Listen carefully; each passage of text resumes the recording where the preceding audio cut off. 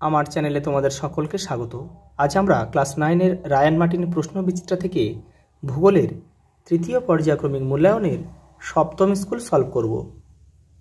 আমরা এই পর্বে কেবলমাত্র মান 1 এবং মানচিত্রটাই সলভ করব।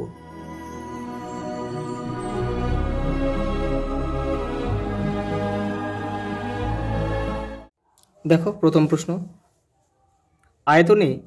আয়তন অনুসারে সৌরজগতে পৃথিবীর স্থান কত? পঞ্চম।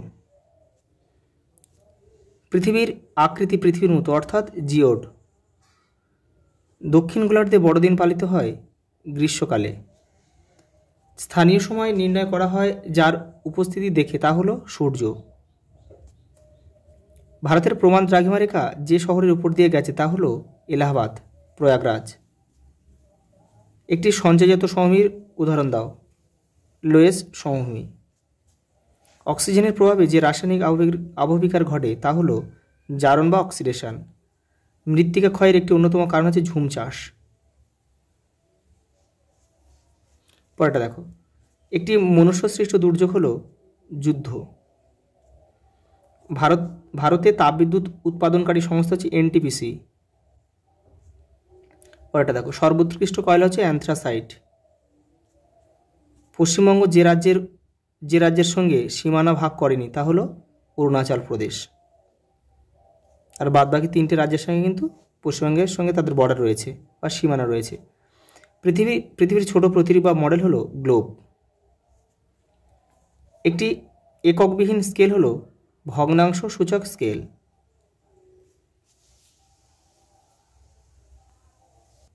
পরেরটা দেখো, শূন্যস্থান দিয়েছে। পৃথিবীর সবচেয়ে কাছের গ্রহ হচ্ছে শুক্র, আর সূর্যের সবচেয়ে কাছের গ্রহ কি? বুধ। পৃথিবীর আলোকিত ও অন্ধকার সীমারেখাকে কী বলে? ছায়াবৃত্ত বলে। অক্ষাংশের ভিত্তিতে পৃথিবীকে 7টি তাপবলয়ে ভাগ করা হয়। দেখো পরেরটা দেখো, যান্ত্রিক আবহবিকার বেশি হয় মরু ও শীতল পার্বত্য অঞ্চলে। দেখো এবারে কি দিয়েছে, দেখো মহাদেশীয় মালভূমি কঠিন শিলা দ্বারা গঠিত বলে এর অপর নাম শিল্ড মালভূমি। আন্টার্কটিকাকে ব্লিজার্ডের দেশ বলা হয়। ব্লিজার্ড মানে কিন্তু তুষার ঝড়। পশ্চিমবঙ্গের পূর্ব বর্ধমান জেলাকে ধানের গোলা বলা হয়। ভারতে বিভিন্ন স্কেলে মানচিত্র প্রস্তুতকারক সংস্থার নাম হচ্ছে কি? ভারতীয় সর্বেক্ষণ বিভাগ বা সার্ভে অফ ইন্ডিয়া। দেখো পরে একটা কী দিয়েছে, দেখো পরে একটা স্তম্ভ দিয়েছে। দেখো তোমরা কিন্তু কেউ তীর চিহ্ন দিয়ে কিন্তু কেউ মেলাবে না, সবসময় দেখো ঠিক এই দাগ নাম্বারগুলো এপারে বসালেই কিন্তু হয়ে যাবে। দেখো 90 ডিগ্রি উত্তর মানে কি? সুমেরু। কোথায় আছে? দেখো সুমেরু, এই যে সুমেরু। তাহলে এখানে আমরা লিখব 1। দেখো বিষুব মানে সমান দিন রাত্রি, তাহলে এখানে আমরা কি লিখব? 2। দেখো ভঙ্গিল কথার অর্থ হচ্ছে ভাঁজ, তাহলে এখানে আমরা 3 লিখব। তারপর কি আছে দেখো, গ্রিক অক্ষর কি আছে? ডেল্টার মানে হচ্ছে বদ্বীপ, তাহলে এখানে আমরা 4 লিখব। ল্যাটিন শব্দ ম্যাপা, যার অর্থ কাপড়, এই যে 5 দিয়ে লেখা রয়েছে। দেখো কিলোমিটার কি বলো তো? কিলোমিটার হচ্ছে মেট্রিক একক, তাহলে এখানে আমরা 6 লিখব।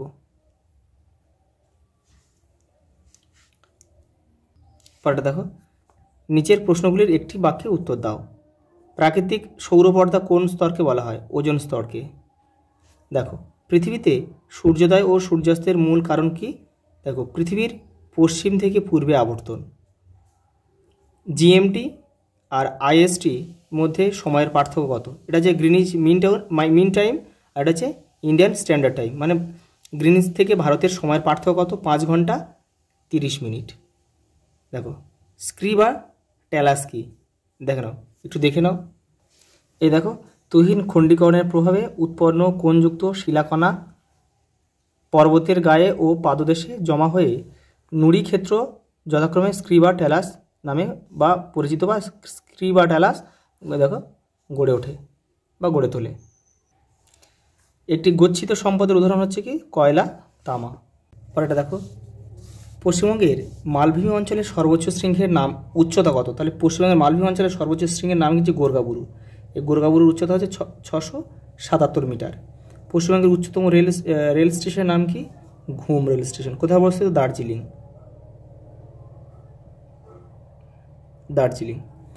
দেখো কার্ডিনাল বিন্দু কাকে বলে? এটা কিন্তু তোমাদের স্কেল থেকে, মানচিত্র স্কেলের অধ্যায় থেকে দিয়েছে। এই যে দেখো, ক কম্পাসের উত্তর, দক্ষিণ, পূর্ব ও পশ্চিম দিকে কার্ডিনাল পয়েন্ট বলে।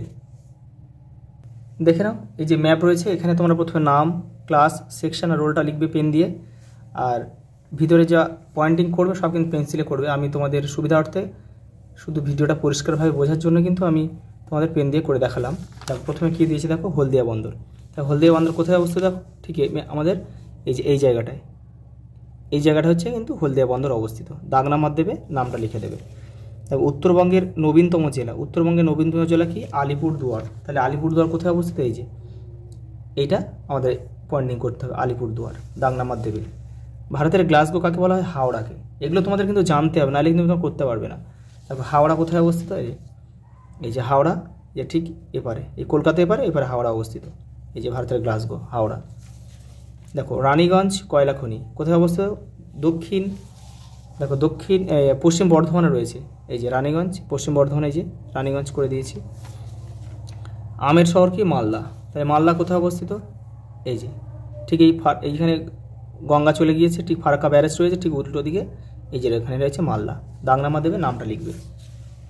আমের শহর হলো ম্যানগ্রোভ বনভূমি। এটা তোমরা সবাই জানো, দক্ষিণবঙ্গের এই যে সুন্দরবন বৃহত্তম, এই যে এটা পুরোটাই কিন্তু ম্যানগ্রোভ অরণ্য। ভাগীরথী হুগলি নদী, এই যে এখান থেকে এই পদ্মা, এই গঙ্গা থেকে এটা দুভাগে বিভক্ত হয়ে এসেছে। এই যে এটা পুরোটা, এটা ভাগীরথী, আর উপর দিকটা ভাগীরথী আর আমাদের নবদ্বীপ পর্যন্ত, আর বাদবাকিটা এই পর্যন্ত হচ্ছে হুগলি নদী। সেই জন্য পুরোটার নাম হচ্ছে ভাগীরথী হুগলি। তীর চিহ্ন কিন্তু দিতে হবে, দেখো তীর চিহ্ন না দিলে কিন্তু হবে না।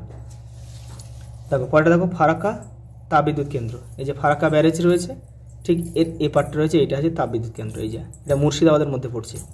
পরেটা দেখো, তারপরে দেখো শুশুনিয়া পাহাড় রয়েছে কোথায়, বাঁকুড়া জেলায় অবস্থিত শুশুনিয়া পাহাড়। এই যে এই জায়গাটা তোমরা ম্যাপ পয়েন্টিংটা করে দেবে।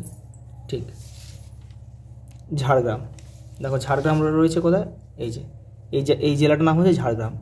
দেখো এটা হচ্ছে আমাদের মেদিনীপুর জেলা ভেঙে কিন্তু এটা হলো। তাহলে এখানে এটা হচ্ছে ঝাড়গ্রাম।